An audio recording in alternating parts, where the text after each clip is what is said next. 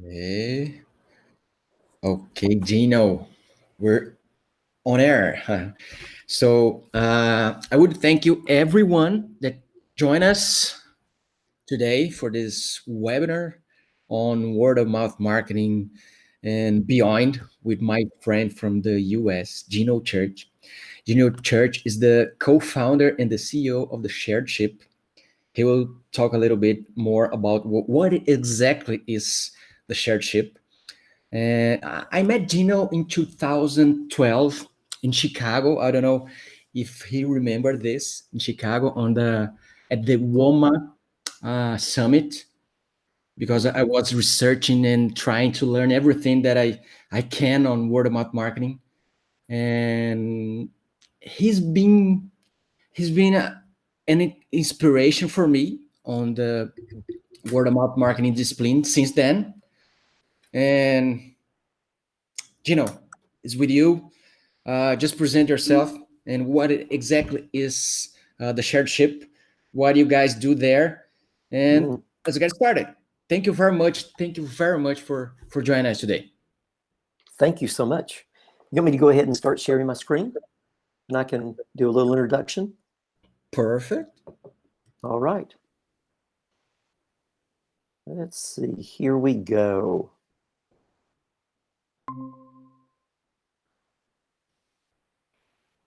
Well, I hope you can all see my screen, and it's my humble honor to be able to present to you all and to be able to talk word of mouth marketing. I call it WOM. I think that sometimes translates into some interesting things like mouth to mouth, but it's an honor to be here. And your question, Cristano, was about the shared ship.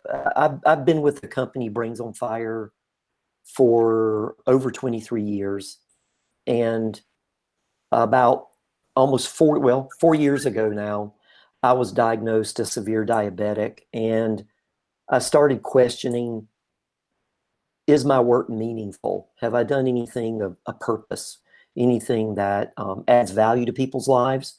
And I have done a lot of that, but I knew going forward as I fought diabetes, that's what I wanted to focus on, that I wanted to focus on doing meaningful work. I wanted to build more communities that add value to people. And so the shared ship is, I came from my love of pirates and explorers, and taking some of the principles of pirates, that there were a democracy, they had codes, everyone got to vote, they all shared the treasure, the plunder. And I believe, and they also had an amazing symbol, the Jolly Roger flag, which is still, we all know what it is today. It's on the covers of books, movies, birthday parties, sports teams. And so I wanted to take those things, and I developed the system, the modules for the shared ship to help brands and organizations build community inside and then outside with their customers. So any questions on that I can go into before we start chatting along? So the shared ship is kind of a consultancy for companies that want to build communities inside a company or outside a company. Is that right? Yes, that's right. Yeah, and so with the funny thing about pirates is the only way that pirates could exist is they had deep local knowledge. They knew the people, they knew the shore. And so the shared ship is about digging deep inside of a culture, of an organization or a brand, and look at people, and then go out and talk to the people they serve, customers, fans, advocates, and find out, do they really add value to a people's life? And ask that truthful question, do they really matter outside of the walls of the organization? And so that's why I wanted to do the ship. Very nice. Very interesting, this thing that you told us, that the pirates, they know the locals, they know people. I mean, what seems to me is that you're saying that it's maybe it's impossible to build a community if you don't really know the locals. It's something like that. You know what? You read my mind, and that's going to be the point of my talk today. This is brand new. There are some things that I've done in the past, but the reason I'm calling this the human grid is to get to something that is a point I want to make related to word of mouth and the state of where we are today on this planet. Because all of us, the interesting thing, Cristiano, about word of mouth and about community. I live in South Carolina in the United States. All of you listening and watching live in Brazil. We're thousands of miles apart, but we still share the same sun. We still share the same moon.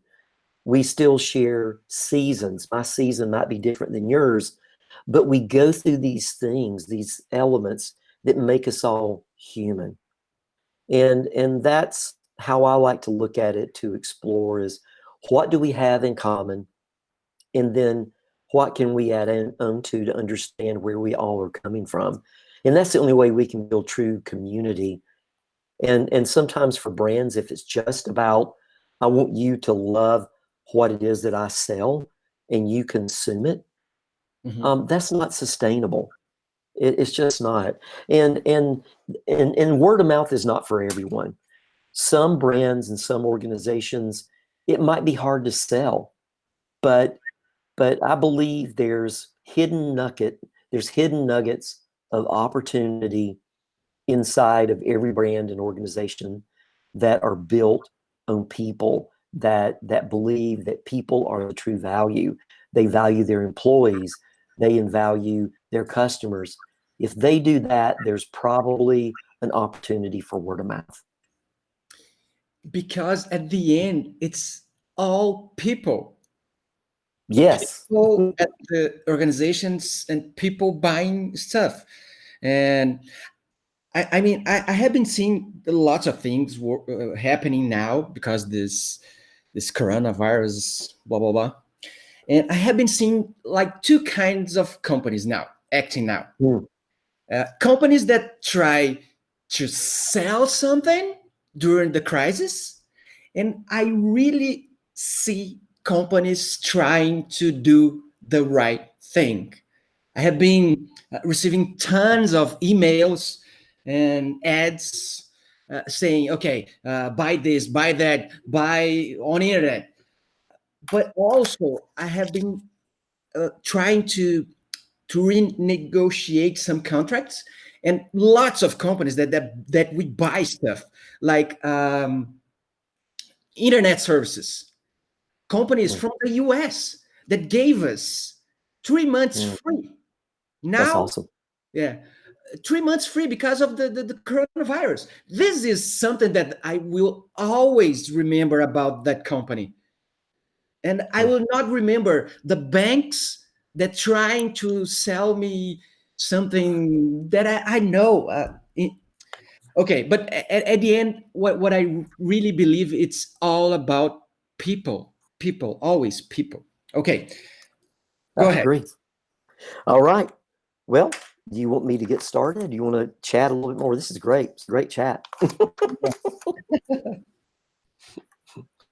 Maybe, and so maybe what we could do, Cristiano, is as I dig in and I talk, if you want to say, okay, stop, let's talk about that. Why don't we do it that way? And we'll just see how we go. Perfect. I'll take notes to ask Okay. questions at the end, but if I'm getting lots of coffee, and when I get a lot of coffee, I get like excited. But let's go. Mm. All right, let's do it. Well, again, I really appreciate it. And this talk I'm calling the human grid, and I will get to that. So first thing I want to know is who all out there needs a hug? Hmm. With what we're going through, um, my wife and I are in our home. We are not seeing our family. I have a grandson, and I'm afraid to see him because I don't want to pass anything on. I don't want to see my parents. I drop them off things to where they can go get it. I can't even touch them. And I'm sure a lot of you out there are feeling the same way. So I think we all need a hug.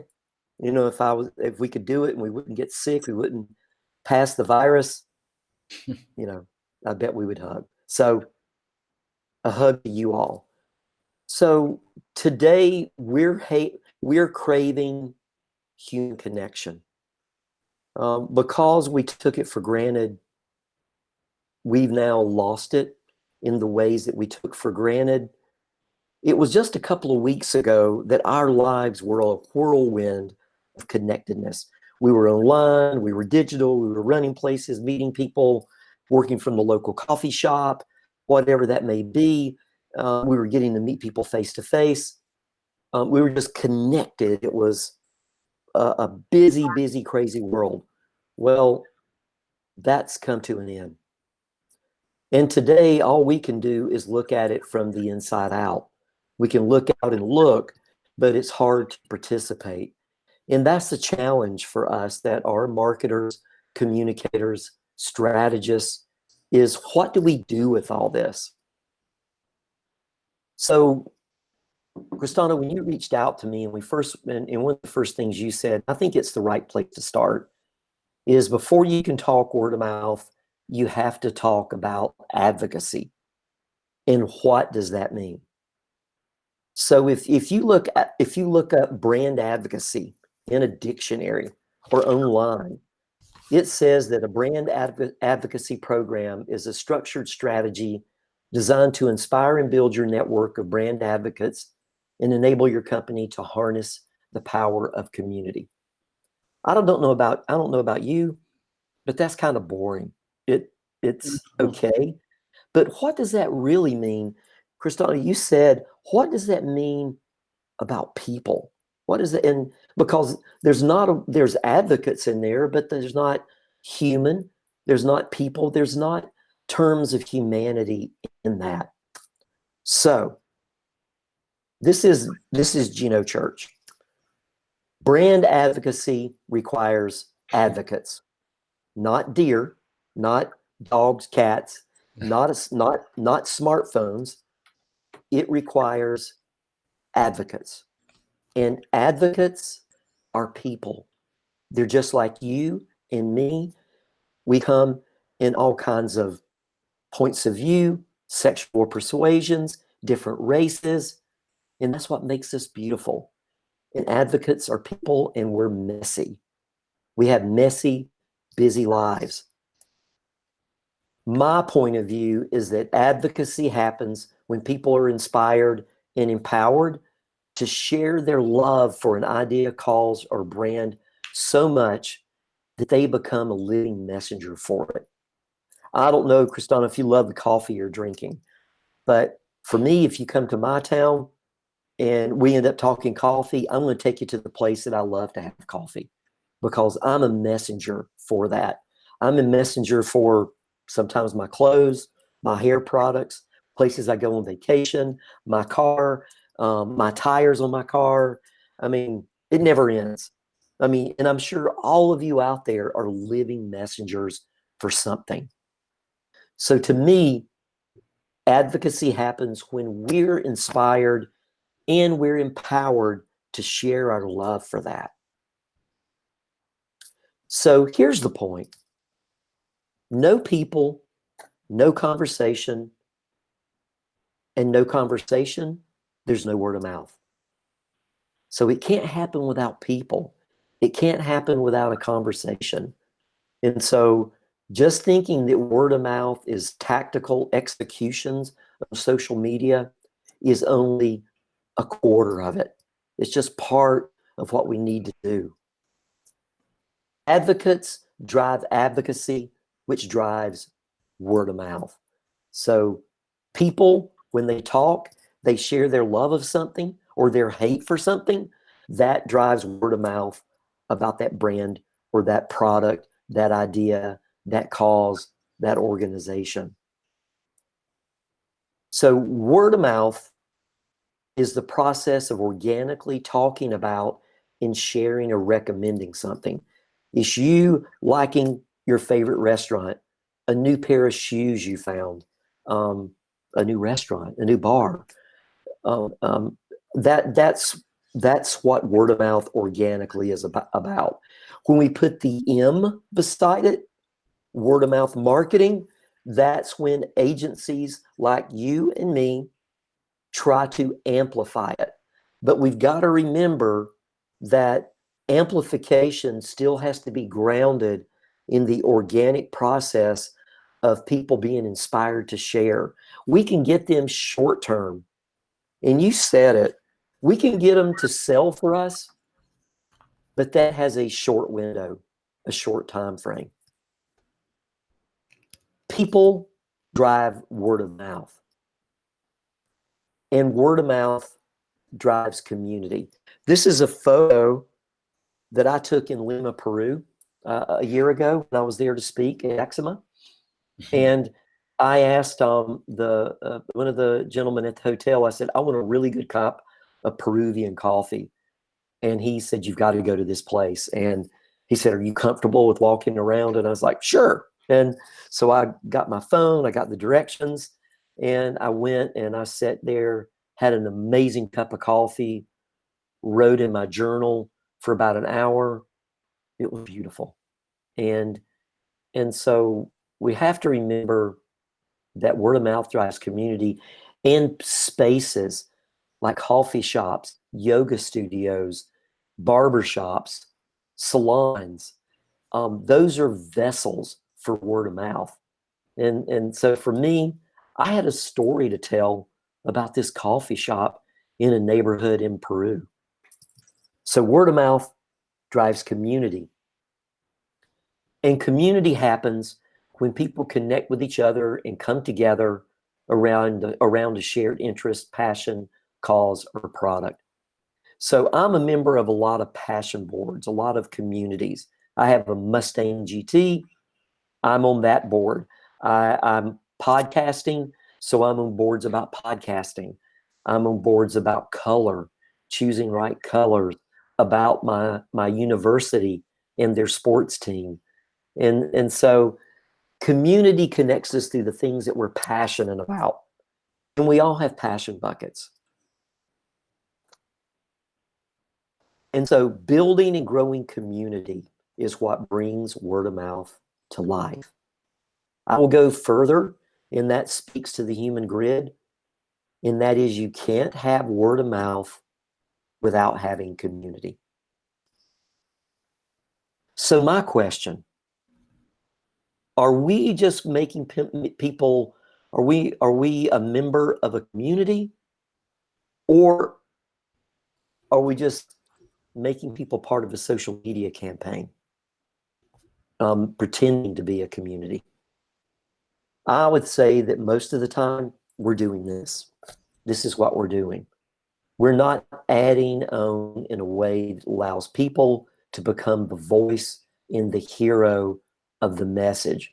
And we have to remember that in social media, all these channels, Facebook, Instagram, TikTok, whatever it may be, they're our personal channels as individuals, not our channels as a marketer or as a brand. It's our honor and privilege to be able to dip into people's lives, into their streams of social media and communicate. And we should remember that's a treasure to be able to do that with people. So community is at the heart of a brand's mythology. And I don't know in Brazil if you talk much about mythology and the myth, the brand myth. Well, far too often in the States, brands believe we're creating the mythology with our advertising, our TV, our social media campaigns, our branding. That's not it. A brand's mythology is truly carried through the living messengers, the people that believe in what they do and how it makes their life better. That is truly where a brand's mythology lives. And so a brand's mythology lives by becoming a community mythology. If you don't have a community mythology, if you don't have a community creating conversations, uses, inviting people to the party about your brand, you have a weak mythology. You can only do it through awareness and generating marketing. that you have to continue to do over and over, that's not sustainable in the long run. You need sustainable methods that are community mythology. And so community mythology happens through the stories that get collected and shared and enriched through people who love a brand. So another thing, going back to what you said before we started, and that is, it's about people. And we need to spend more time as social beings and not this. And I don't know if this translates. It's just kind of funny. But the what the F here, WordPress, Twitter, Facebook, is that most of the time we believe that the opportunity, the platform to connect with people, build community, build word of mouth is through technology. Don't be so starstruck with the shiny objects, because at the end of the day, we're all humans. So start with people first. And we have to remember that influencers, like celebrities, they have their place. But the sweet spot of a community is the everyday influencer. They're the people just like you and I who go above and beyond to share their knowledge and their opinions and talk about the brands and products they love. I have no idea what yours might be, Cristiano. You've got a Beatles poster behind you. So maybe it's the Beatles. You could tell someone, well, if you want to step in, if you want to listen to the Beatles, you need to start with the White Album. I don't know if that's true, but maybe that's what it is. But I talk a lot about music. People ask me, what are you into? What are you listening to? Or it's about, pirates. I know a lot about pirates. And so we are everyday influencers. Some of us are more powerful than others. And they are these everyday influencers out there that are the ones you go to get advice, to give you their opinion. They're 4 times more powerful than the average consumer. They generate over 72% of their recommendations lead directly to a purchase. A celebrity influencer can't touch that. So let's shift to my favorite topic, which is word of mouth. And I decided to kind of simplify this for the webinar a little bit. So, Cristiano, if there's a couple of questions here to add on it, just feel free and I can jump in deeper. But I was wanting to make sure that I've got something kind of clear and simple to go from, with just big words and a really simple construct. That's okay. I'm taking lots of notes. Okay. I'll have lots of questions. Sure. So word of mouth, research tells us there are 3 motivational triggers. The first trigger, not in a particular order, is functional. The functional trigger explains why people share knowledge and seek knowledge about brands. It's functional things allow us to make a decision to interpret the world. If I was coming to Brazil, it might be, you would tell me, if I wanted to go to a resort, you might say you need to go here. If I wanted to, what's the best way to get from the airport to my hotel? Those are functional conversations. We engage in these conversations about brands to get the information needed to make better decisions and interpret the world around them. They happen every day. They're the bedrock of word of mouth, is functional. The next one is social. And the social trigger speaks to our need to express our uniqueness to others in social settings.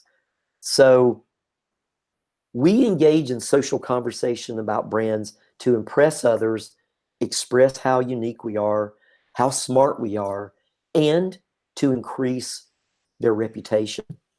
This is Tom's shoes. If you buy a pair of Tom's shoes, they give away a pair free. That is a social signal. Being a part of a community for cheese lovers, that's a social signal. Wearing a t-shirt that's got a brand on it, that's a social signal. Drinking from a water cup with a pirate flag on it, that's a social signal. These are all around us. Here's what's interesting about this motivational trigger. This is the trigger that we lead with online. Our online conversations, what we tweet, what we Facebook, what we Instagram, what we do with YouTube video, those are public and go out into the world. So we need social signals to get people to notice what we're into, what we're thinking about, how smart we are, that we're the best word of mouth strategists ever.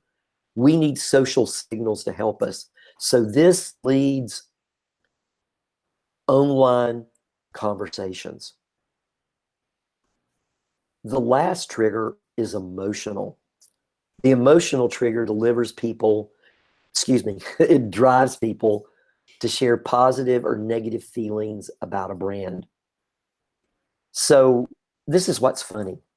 Brands that spark a strong emotion, I love that place, or I can't stand that place, they're the ones that get talked about.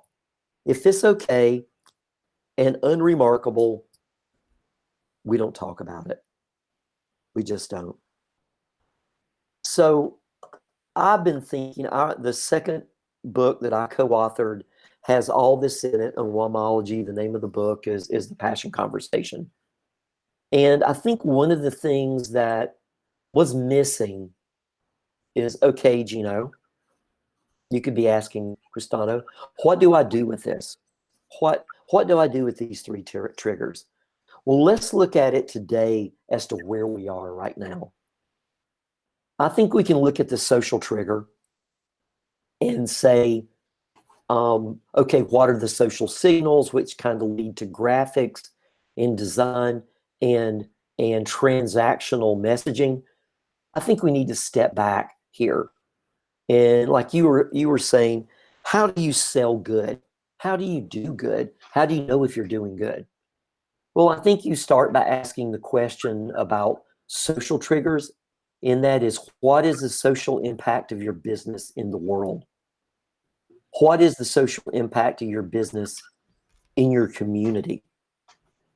What's the difference you're trying to make for your team, your culture, your community, and your industry? If you can't answer that, you need to find an answer. Because I think this is where you start from now on, is what is our social reason for being? What is the impact we want to make on people's lives and on the lives of our customers? The functional aspect is, how is your product or service useful to your customers? Does it make a difference? Are we just selling them crap, or are we making a difference? What difference does it make for them in practical, observational, and measurable terms? We need to find out we're helping, we're adding on, we're making a difference. If not, we might need to readjust our product offering or come up with something else. So again, that's another thing we need to find the truth of. And then emotional.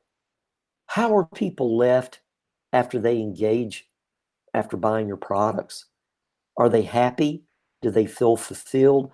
Cristano, I can sometimes go to a grocery store here in the United States, and they won't even tell me how much it is. They just turn the price thing around for me to see it, and I have to go like, oh, okay, here's $2. And they don't even tell me thank you. That is not a customer experience. So customer experience has to be a remarkable experience, to be a WOM experience. So that's where I think we start today. And these are three practical places to start to dig into your social conversations, your functional conversations, and your emotional conversations. And I forgot to say that social happens online, emotional happens offline. They're the conversations like we're having in a way right now. This is private. The whole world's not hearing it right now. Only about every how many are on here, 30, 40, 50, 60, 70, 80.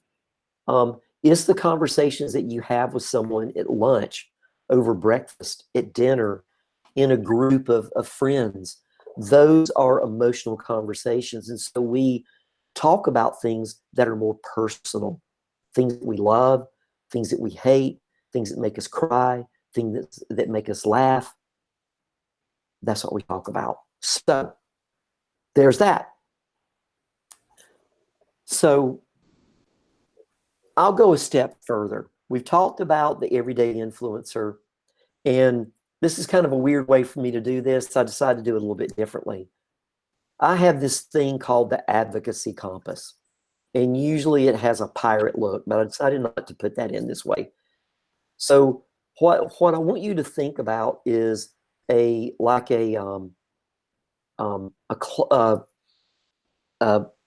half of a circle that goes from the right to the left.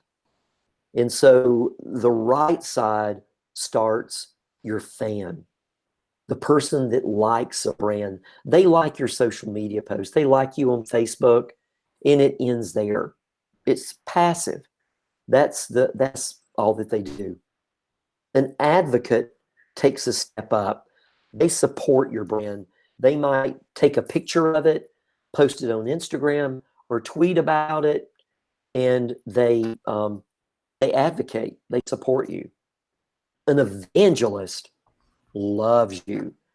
They not only do what an advocate does, but when they hear people talking about a product or a service in your category, they recommend you. Have you tried them? Or they sometimes will buy that for you. It's like, let me buy you a cup of coffee from here. You'll love it. Let me buy you a sandwich from this place. You'll love it. Let me take you to this class that I'm going to with yoga. You'll love it. An evangelist goes all in. And then on the far left are your category influencers. Those are folks that we hire or we get them to act or share on behalf of a brand. So they might not really be a customer. They might kind of use our products, but we're primarily using them because of their influence in their channel. I believe it takes all of these. We need to give everyone a job to do. We need to build a ladder for a fan to become an advocate and an advocate to become an evangelist. We need to give them all jobs to do. The category influencer, we need to know what their job is and where they fit in to this compass, because the real power of it is with the consumers. It's the fan that casually likes you, the advocate that supports you, and the evangelist loves you. And you want to build this into a sustainable cycle. So I want to share a love story. I think we're doing okay, time-wise. Okay. So this is a story of work. And I felt again like this was timely and to remember our humanity. And this is from work that I did at Brains on Fire. And this is Rob Morris, who I call a passion pirate. He doesn't really have a pirate patch, but gave him one. So Rob says, we want to see ourselves in a bigger story than just our own lives. So think about that. Rob came to Brains on Fire with a problem. The name of his organization, Justice for Children International, had to change their name. Their name was the same as another organization in another part of the United States, so they had to change it. Excuse me, tickled my throat. So they came to us and they wanted a name change. So he told us, he came to Greenville, South Carolina, and he told us a story that every minute 2 children are sold into modern day slavery in this world. And so he said, I've got a story to tell. And so years ago now, Rob went to the Philippines to pretend to be the very thing that he was there to fight. And that was that he was going into a brothel to pick a young girl, 8 to 13 years old, to have sex with. If I don't know if you know what that room is like, but it's like a little room with a little window, and you gather in this room, all these adults do, men and women, and they look inside this window, and on the other side of that window are these young girls, all in red dresses, gathered around a television watching cartoons. And as he watched through that window, none of the girls would make eye contact but one. And this one girl kept looking back at the window. And Rob knew, and he said to himself, that girl must be new because she still has fight, she still has life, she still has hope in her eyes. Well, a bust happened. The police came in to stop the brothel, and this girl, they never got her.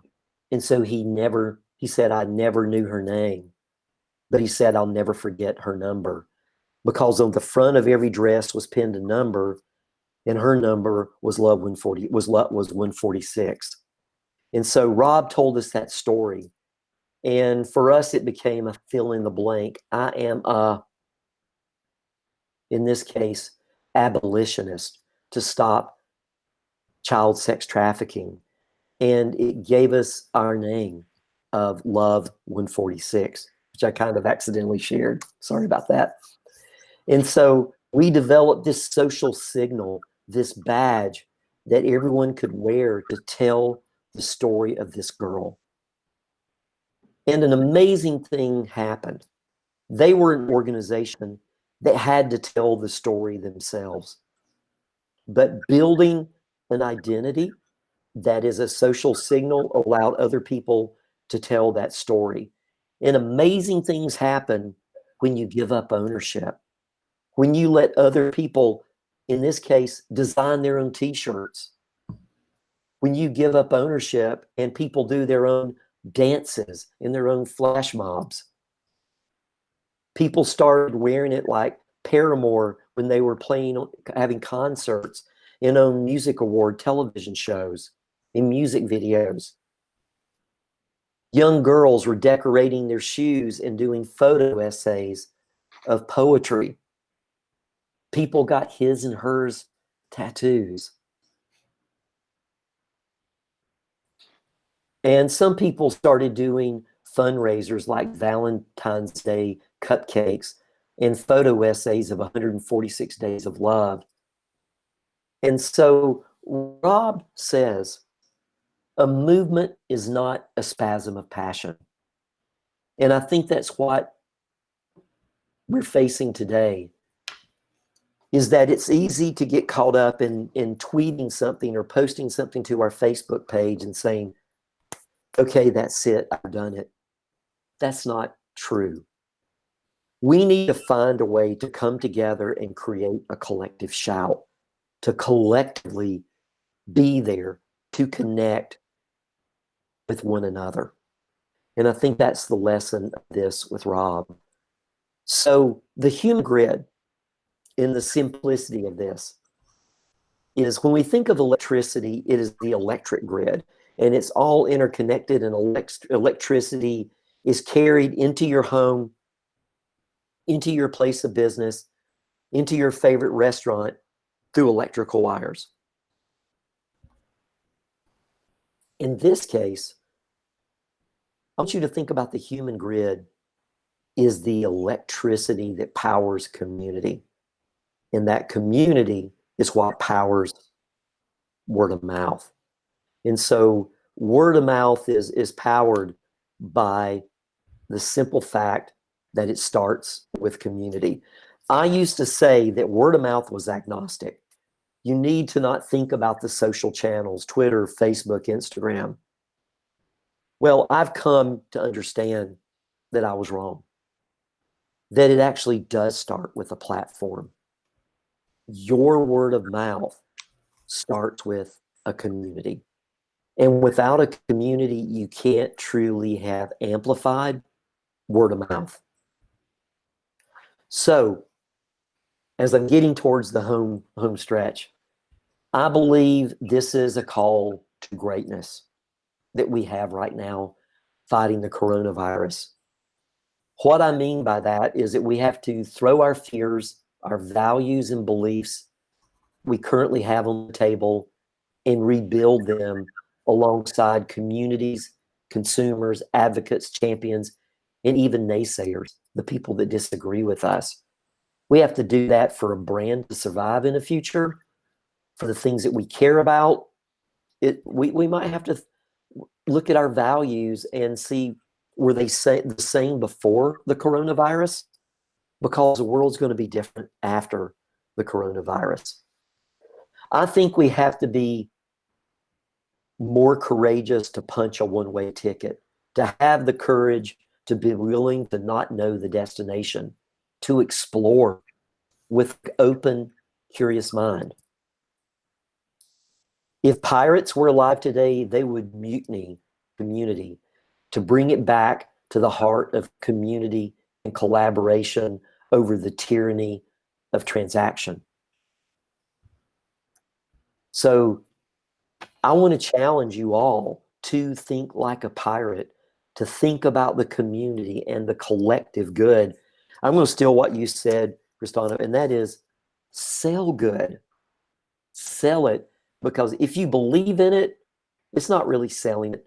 But, we have an opportunity here to find good. And so part of that is what matters most. What's your fight? If you're selling something, what's your fight? Why are you doing it? If you're an agency, okay, what's your fight? Is it just to make a beautiful ad? What is it? Let's go a little bit deeper. What's your collective identity? Sometimes when we build communities, we just think they're the logo of our brand. I want to challenge you to think like a flag. Think like the flag of Brazil. When your team wins in football, doesn't everyone embrace that flag? It becomes their identity. It's a collective identity. Communities are powered by a collective identity. And also, too, as a brand and as an organization, you need to always ask, and repeatedly, because it changes, what is it that we always value? And because we always value that, what is it that we never value? The other thing is to truly build a shared ship, a collective of people that share and enrich the stories of your brand, your product, your organization. Everyone has to have a job to do. The thing about a pirate ship, everyone had a job to do. The cook in the time of war had a job to do. So it wasn't just limited to one group. Everyone had to work for the same goals and objective. And because of that, they were all for one and one for all. The final thing in thinking about this is give people a story to tell. And I also think you have to put people in the center of the story. I think the future of word of mouth is the human grid, is the amplification, the electricity of the human grid, is putting people in the story and letting them tell it for you. We have lost the ability of knowing who is the credible messenger. We just believe that putting out content makes that credible. Well, people want to know, who is that? Do I like them? Do I know them? Are they like me? Do they have my same values? Those are the things that we need to be thinking about. So I want all of us to think how we can be a pirate for good in a time where we need more good. We need more collective good for humankind. And we as marketers, communicators, strategists, web builders, can we give a little time right now to help an organization in need? I think we all can. And it's something we should think about. You might be busy. I know I'm busy, but I'm still trying to find a way to be that pirate for good. And that's my challenge to you. So as we get into where you can ask questions and we can go back and forth, I'm on Instagram and Twitter at Geno Church. If you want to email me, I'm at geno@thesharedship.com. And I talked a bunch, but I'm at I'm just a minute over where I was trying to get it, 3:45. So it's 3:46. So let's have a conversation. Okay. Beautiful. Awesome. And I'm going to switch off and stop sharing so they can see you and Yeah. and me. How about that? Let me just ask Robson. Robson, it's at his home. Robson, se você tiver alguma pergunta da galera perguntando aí, me manda aqui pelo celular, no WhatsApp. Enfim, daí eu vou fazer as perguntas aqui. Pode ser em português. Quem estiver assistindo pode fazer perguntas em inglês ou português, tá? Podem ficar à vontade. Geno, thank you very much for this beautiful presentation. I have lots and lots of questions. I would like to start with there's a difference between a micro influencer and an advocate, and how you see the difference between a micro influencer. Okay, first, what is a micro influencer and what is an advocate? And what's the difference? Well, I think there's subtleties. So if we create an advocacy program and we build a community and say there's 1,000 people that join, okay, so there's 1,000. If we go by the 1% rule, and that's kind of scary. But let's say out of that, we might have 10 that lead conversations in the community of 1,000. They, first off, could probably be considered micro-influencers or kind of evangelists. They're putting skin in the game. They're generating content. They're sharing, but they're also answering other people's questions and they're helping bring them along. Mm-hmm. So, we want more of them as a marketer, as a brand. So and so they're very different than a category influencer. So one of the programs that I worked on, that I built for Brains on Fire years ago, was called the Fisketeers. And it's been written up in a bunch of books. And it's about scrapbooking and crafting, cutting out, doing pretty pictures and putting them in a book and making them look really pretty. We decided to build a community led by 4 women. And we traveled around the United States and we interviewed about 165 women that raised their hands. Those were all, I would say, micro-influencer, high-level advocates that said, I want to be an ambassador. We chose 4 of them. So that ended up leading to where, here's what's interesting. So those 4 became in a way, our micro-influencers. We chose them not because they were great scrapbookers, but because they were storytellers and they were connectors. And to me, that's what a micro-influencer is. They're a storyteller. They can tell a story about your product unprompted. They on their own learn about that product. They're educated. An everyday average consumer or somebody that joins your community to get a free shirt or to just be a part of it, to, I don't know, just see what's going on, they're not a micro-influencer. You can say they're an advocate, but really they're just kind of surfing the community. Mm-hmm. We've got to give them some jobs to do to make them start to become a micro-influencer, because you could start out as a fan for tires for your car.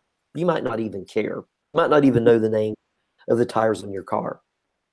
But say you then buy a Jeep and you decide to go off-roading, go up in the mountains, drive it on the beach. And you're like, this is fantastic. These tires, I don't get stuck. I don't get a flat tire. Well, then you talk to Robson and say, hey, let me tell you about these great tires I've got. All of a sudden, you're a micro-influencer. You're an advocate. Does that make sense? Yes. Yes. It's delicate. There's a simple line there, but not everyone is that. And the research says it's the folks that sit there at night and read on their laptop and iPads and laptop and desktops and read up on a product before buying it. It might be my microphone here. Mhm. I read up on this, and I've told probably, I don't know how many people about it and that I love it. That makes me kind of an everyday influencer about it. Yeah, interesting. I'm asking this because I never seen a concept like you told us, that the advocacy compass. I Yeah. never thought as like you show us today. Like, I mean, like we have fans, and then we have advocates, and then we have Yep. evangelists, and then we have category influencer. Here in Brazil, what I see is that companies like started this, I think, 4 to 5 years ago, uh, using influencers, but I mean celebrities on internet. Because I Yep. remember when there's no internet. I remember on TV. I remember there's a character here in Brazil. She's a very famous. She's called Xuxa, and there was an ad on TV like 25 or 30 years ago. She's saying that she uses that cream and blah blah blah, and people buy that because Shusha was saying that she used it. I mean, will always work, but it's not just celebrity ads, celebrity word of mouth, and then all these micro influencers and advocates start to raise it here. But here in Brazil, especially, it's something that it's not used properly. I think I the agree. good thing to do here for marketers and for big brands is use influencer marketing, like celebrities on internet. They sell posts, like just one post on Instagram for 100,000 reais. It's something like, I don't know, maybe 25 to 30, $40,000 for one post. But I especially believe that real people sell more. You brought us statistics. I think it's Yep. 4 times more effective than a celebrity when you Yes. use like an advocate. Uh, so my next question will be how to build a community, and then if you have an example, a real example of a Mhm. client of you that you build a community, like a client that sell products. Mhm. I don't know if you remember some example to do Oh this. gosh, yeah. Sure. Well, let me give you one that I'm working on right now. It's kind of funny. It's about cheese. And what's your favorite cheese? Do you have a favorite cheese? Cheese? What do you mean? Yeah, cheese, like a Cheese. Okay. cheese. Yeah. There's a French brand here in Brazil that they came here like 2 years ago called President. I like it. Mm. Okay. And so think about cheese. Hmm. So we were hired at Brains on Fire, and now the ship is working on some things with well, I'm now working with the same client. We were hired by the dairy farmers of Wisconsin. Wisconsin makes the world's best cheese, in my opinion. It actually competes with France as one state. and they make amazing cheese. And they wanted us to change the perception of their cheese, because the perception is that it was an everyday cheese. It was what you would put on a sandwich. It wasn't that French cheese that you would put out with some nuts and fruit. And this brand, this cheese is the brand that Suzanne Fanny is working. The former best client. Yep. Yeah. I haven't seen. Yeah. So okay. this is for Sue. This is for Suzanne. Okay. And so Suzanne came to us and said, "Can you help us change the perception of cheese?" And so we did our research told us that cheese is one of the first things that we get to eat as a human and hold in our hands and eat as a baby. So we have a primary relationship with cheese because it's the first thing we can hold in our hand, and we can feed ourselves, and it feels good. Most people love cheese. Some people don't like cheese, but the majority of people love cheese. So we took cheese to South by Southwest in Austin, Texas, which is the largest creative, I don't know what you want to call it, music, everything in the world. And so we built a barn in a hotel and built the world's largest cheese board. We did no marketing outside of some social media, and we were there for 2 days. And before we opened up the door, the line was out the hallway, and it became the most talked about activation at South by Southwest. Online or offline, or both?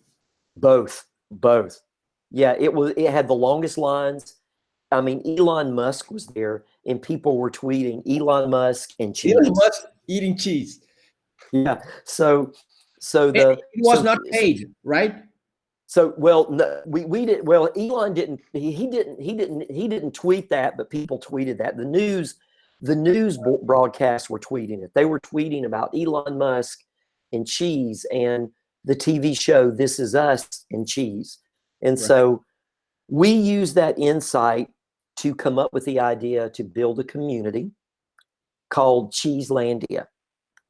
And we built it for cheese lovers. And so what we started out doing is that we started doing cheese house parties in people's homes all over America. We've now done well over 600 house parties. Some of them have invited over 60 people into their home to have a party.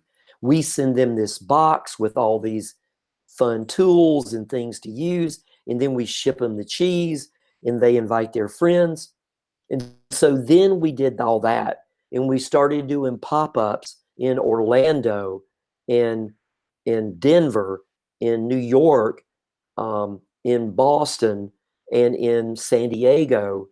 And we then started to let people join Cheeselandia, the community. And so the community is going to be there for people that love cheese, that want to know more about cheese, and be able to meet others that love cheese. And that's kind of what community is all about.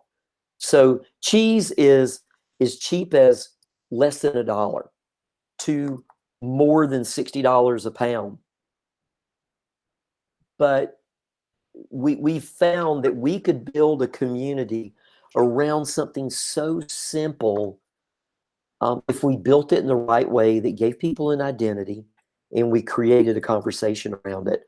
And that's the same thing for Fisketeers, which I did for Suzanne Fanny, is that we built the Fisketeers. It wasn't about the product. It wasn't about the tools, the scissors. It was about creating beautiful things together, and that I might not be as talented as you, but we're here to support each other. And that's what a community is all about. Okay. So that's just one example. Okay, perfect, man. And how to measure? Where's the ROI on a community.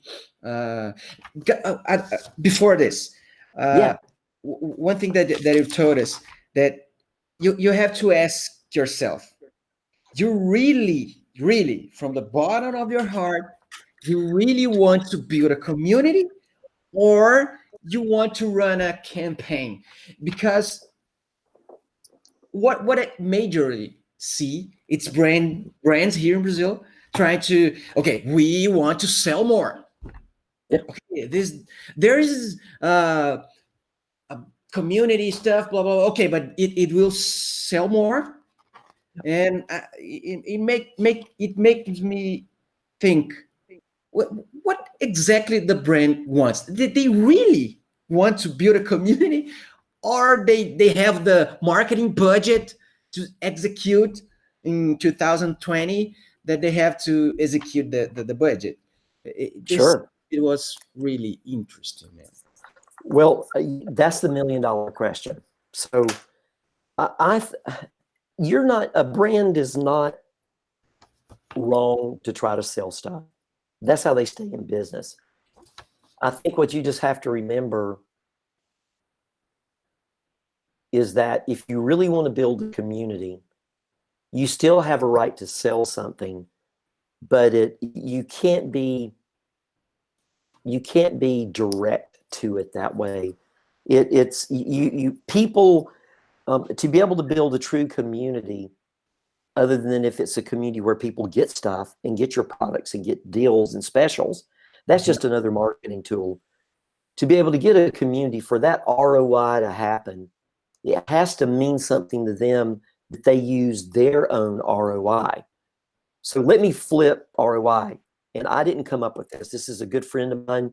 His name is Hugh Weber. He says the real ROI are the relationships of influence, Relationship. not not your return on investment. If you're thinking word of mouth and you're thinking about community, so one of the things that Hugh asked, and Chris, you could start this, would be, you do a circle with you in the middle, and around it, I want you to draw 12 dashes, and I want you to write down the names of the 12 people that you go to for help. That if you've got a question, you've got a problem, you're really happy about something, who do you call? Who you go to? And then who comes to you? Because here's the problem. When you sit down in the room with a brand and you talk about community, they automatically go, okay, how do we sell them this stuff? We've got to get them to think at a human level, and that is, start by approaching you as to what is your community and what is your ROI, what is your return on influence, and return on those relationships. And then you can start using some of that to build the ROI for community. How do you build a community that then starts reaching out to people you're not reaching? That is the power of community. It becomes the share of voice. It becomes the share of genuine influence and engagement. The same thing is to say is that, okay, you do a social media post and you get 500 likes, but you get one comment. Mhm. That is terrible engagement. Right. So, but we might say, okay, that's a really solid ROI. I think with word of mouth, things like engagement play into that. It's got to go up. We try to make sure that we're there to engage. And part of that starts is, if that one person leaves a comment, we always comment back to them. We always respond back to them. People see that. So your ROI becomes everything that you do, and everything builds a relationship of influence.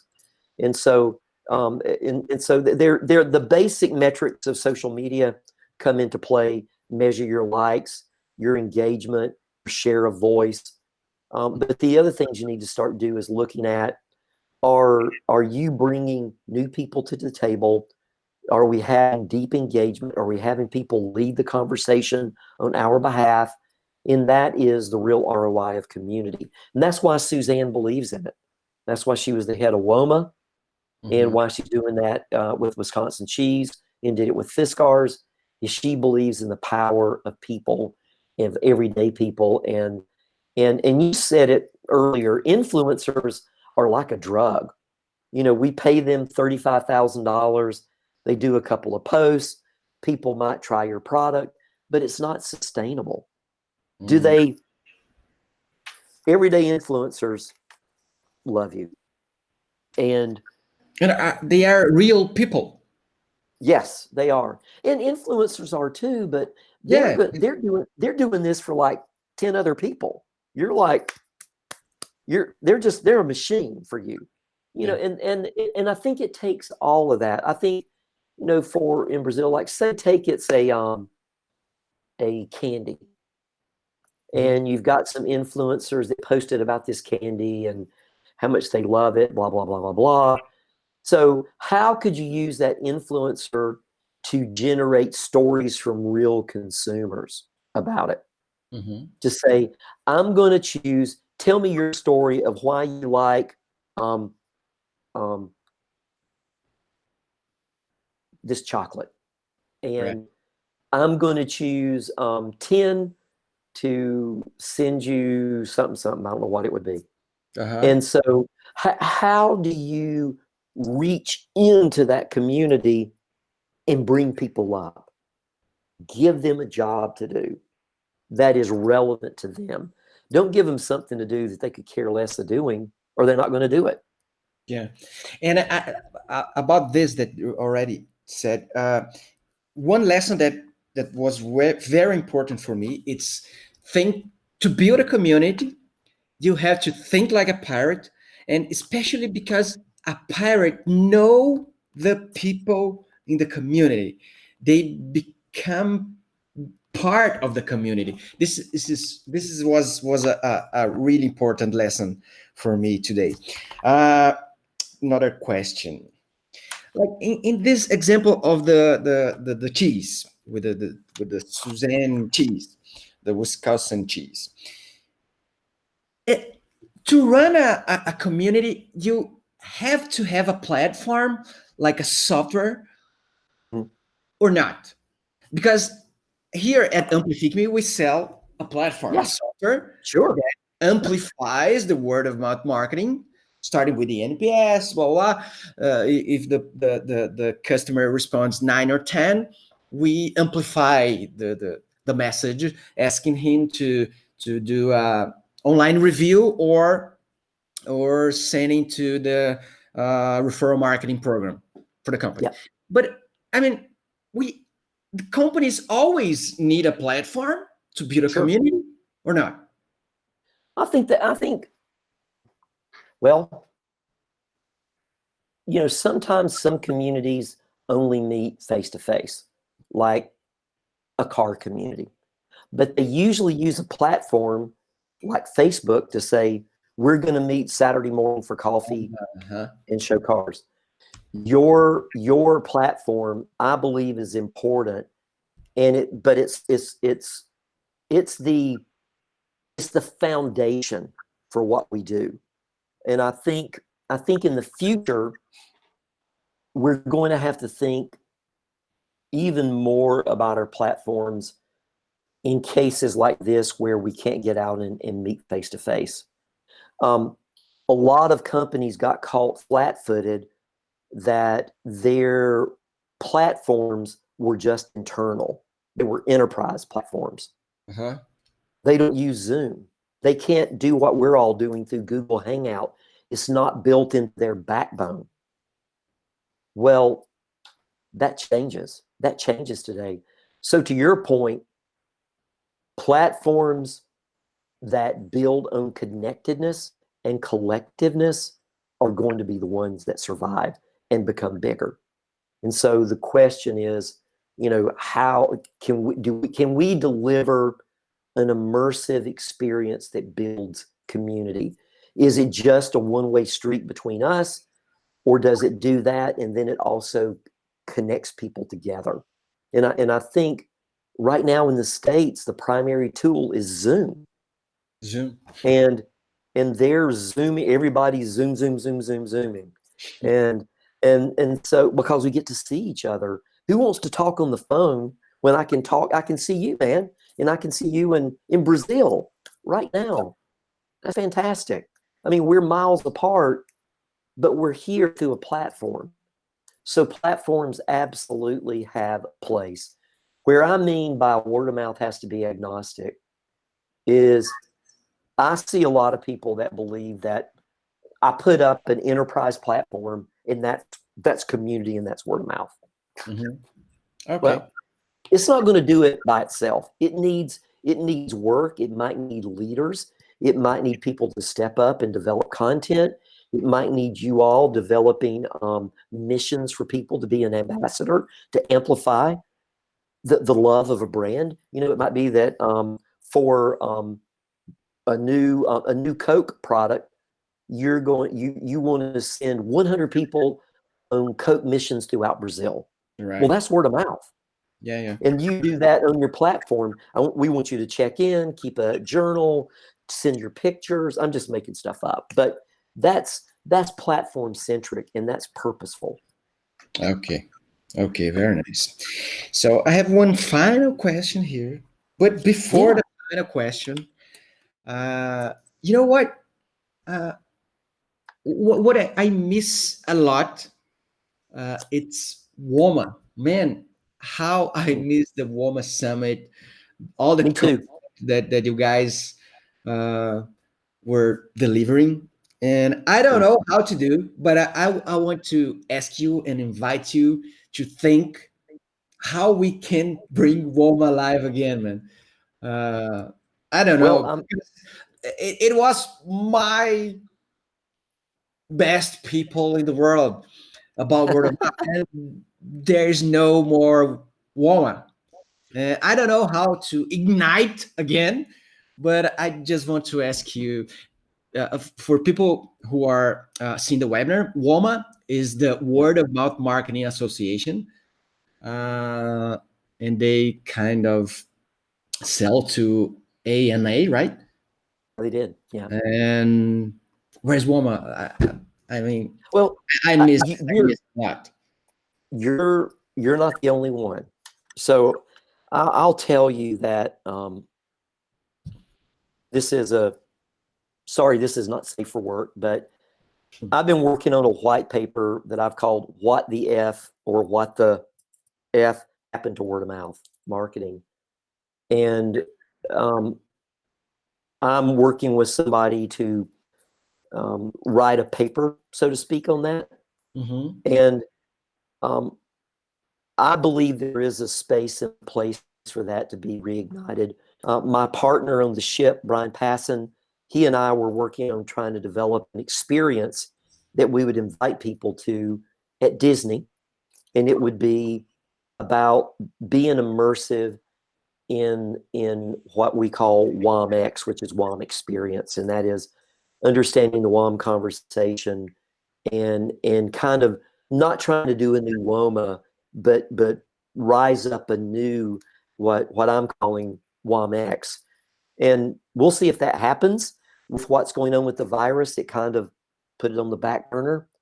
But maybe there'll be somebody else that leads it. It doesn't have to be me. If there's somebody else out there that wants to do it, sign me up to help. But I think someone's going to have to come forward. It is more critical now, word of mouth and community, than it ever has been. And I wish it was still around. The closest thing to it is Brand Smart, which happens in Chicago. Mm-hmm. And I know it's been canceled this year. I spoke there last year in May. Harvey Morris, who was at WOMA, plays a role in that. And that is some of the WOMA bones are doing Brand Smart. So Okay, it will happen. Yeah, man. I'm just saying this because I had an interview with Dan Sullivan from Crowdly in Boston like 2 years ago, and he said to me that time that he was thinking the same. He missed a lot, WOMA, and he was trying to start a channel on Slack to start discussions about it. And so here's my invite to you. Let's think about. Let's try Sure. to do something. Okay, I have a question from Marcelo. Marcelo is my brother. He sings, Ah, right? He's a lawyer in a really, really small town here in Brazil, Pato Branco, called Pato Branco, White Duck. But that's it's a interesting. lovely town. It's my number one city here in Brazil. So he's a lawyer there, and he asking, can you guys share some experience in how to promote a lawyer's office with a community or with a word of mouth campaign? Oh, that's a setup question for me. So I've got an idea for him. Just one thing before Yeah, you start. yeah. Here in Brazil, lawyers cannot do ads like in the US. Mhm. Lawyers are not permitted. Okay, Lawyers cannot do any kind of ad. Okay, go got ahead. it. Well, I worked with a bank, a financial institution years ago that wanted to do a community-based campaign in a new community. And so we visited around, and our original idea was that once a week they would kind of like take over a coffee shop, and one person would come out, and they would come to basically buy you a free cup of coffee. And if you wanted to talk to a financial advisor about anything, you could talk to him free.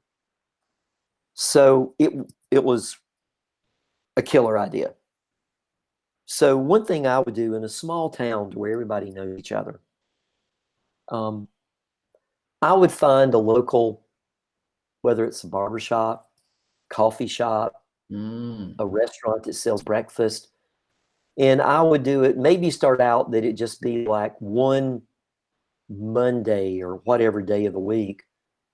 Um, work with them to where you buy like either something, I don't know what, if it's just coffee, whatever it may be, and you advertise that you're there just to you're there to give 10 people 30 minutes of your time to answer any questions about something that might be going on that's legal. Do That's word of that. mouth. Yeah, man.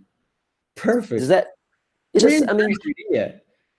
yeah, you just gotta be service, you gotta service people. Yeah. And it's for real. Real people talking with real people. Yeah, Very nice. that's it.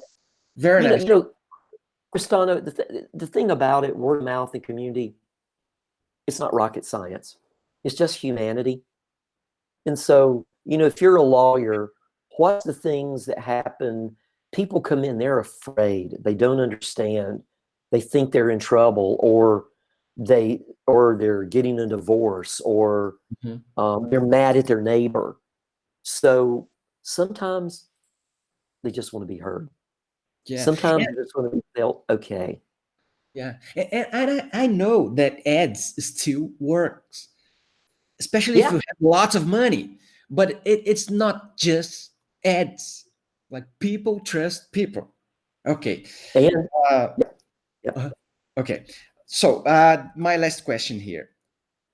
Just talk a little bit uh, how to be a pirate for good today. I mean, with all this coronavirus crisis, something that I talk about at the beginning of our webinar.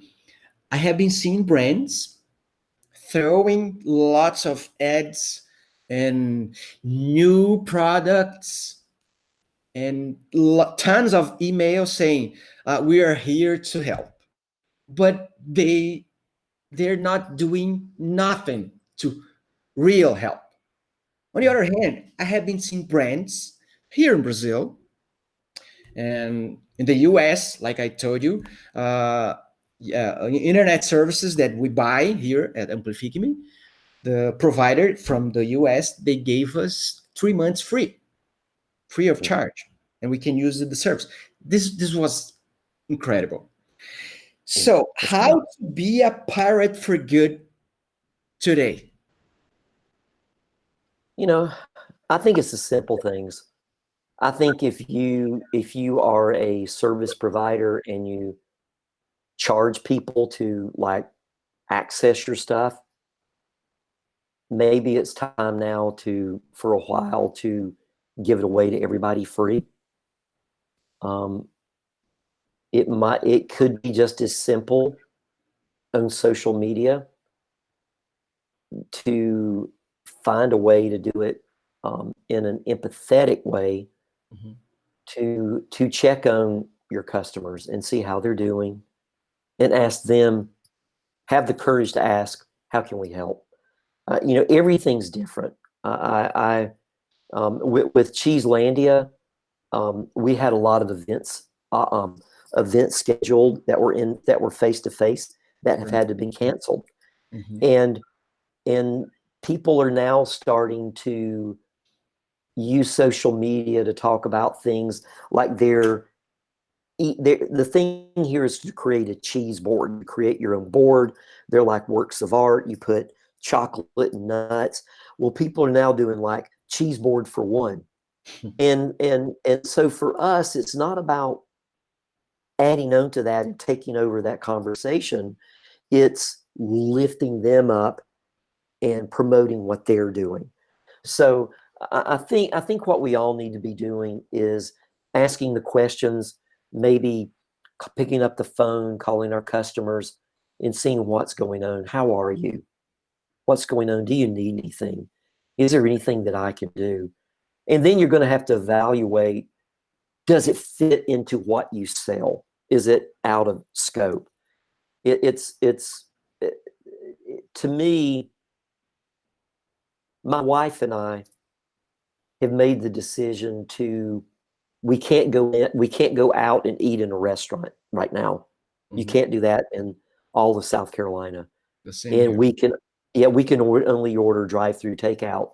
Mhm. So we're not doing any chains. We're only doing the locals, the mom and the pops, the ones that are the local restaurants. And so we're supporting them.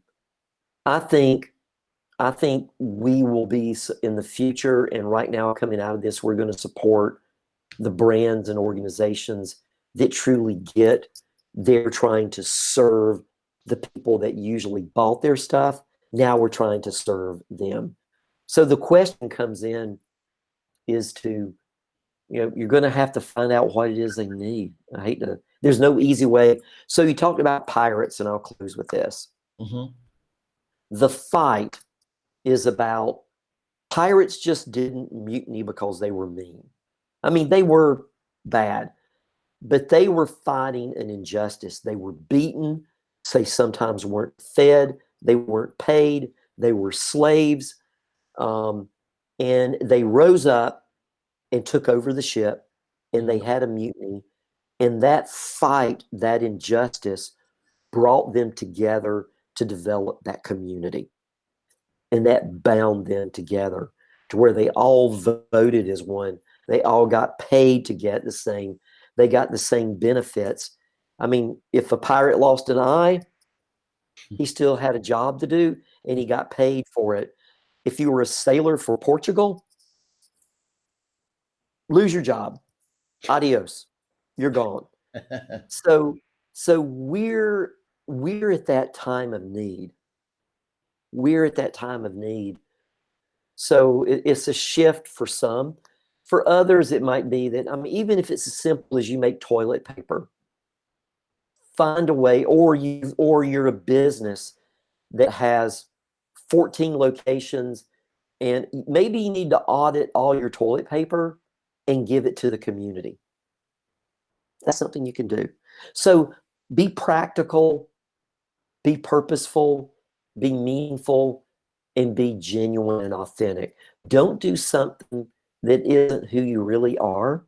Just always have someone that is giving you, okay, you need to think about that. Do you really want to do that? Because right now, to your point, a lot of people are doing things that they should be thinking about before they do it, and they're doing it too quick. But you do need to do things quickly if you want to get into this community. But you've got to think. be authentic, be genuine, be purposeful, and serve. And I love what you said. Sell your goodness. Don't sell your stuff. Gino, thank you very much. You You're maybe welcome. you don't know exactly how thankful I am, and we all here at Amplifique.me, how thankful we are for your generosity. Oh, you're welcome. Man, I will work my best to bring you to Brazil as I'd soon love as it. possible. Well, I just want to say to you all and to what you're doing here is what it's all about, and that's bringing people together. And we need this right now. I mean, I mean, it's emotional. So we need it, and you're doing service by doing this. So thank you. Thank you very much again. Really, man. Maybe you don't know exactly how great was for me, especially for me. And I really want to hug you because here in Brazil, we really hug people, and I am suffering a lot because I cannot hug people that I like it. So you are really a friend of mine, Oh, and thank you. I hope I can do something to return all this for you. Thank you so much. Talk to you Thanks soon. to thanks to Thank all you. of you. Thank Thank you. you. Bye bye. Thank you, everybody who's been here with us. If you have some question, just email me at Cristiano at amplifique.me or Geno, Geno, right? Yep, that's At it. thesharedship.com. That's it. Okay.